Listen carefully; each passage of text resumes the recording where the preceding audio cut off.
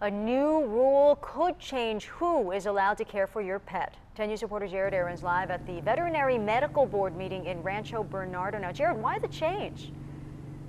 Well, Virginia, it seems obvious. The new rule says the only people allowed to do animal rehabilitation are veterinarians or licensed physical therapists or vet techs under a vet's supervision. Supporters say that's the best way to make sure your animal is cared for. But opponents say this new rule could lead to higher costs and worse care. Darlene Woodend has been treating horses for muscle pain for years. But if a new regulation by the Veterinary Medical Board takes effect, she and others like her who don't have degrees won't be allowed to anymore. Most of the work these people do are non-invasive work.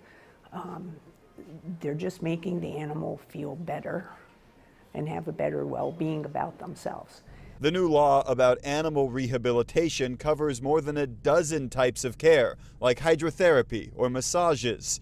Opponents say that makes it too broad. It's encompassing a lot of different groups and totally missing the target area, which are people that are untrained. They also worry it'll force a lot of qualified caregivers out of business and also lead to a black market for animal rehab. So if you eliminate all the people that have been doing this a long time or properly trained, you're left with the equivalent of back alley medical. But supporters like veterinarian Jessica Waldman say a vet needs to be nearby anytime an animal gets treatment, just in case. It doesn't mean the vets need to be there standing over watching everyone that's helping every pet, but they're right there because I have to tell you, things happen and it's just paramount, you know, that the veterinarians with all this education and with that keen eye and good physical exam skills are there to help.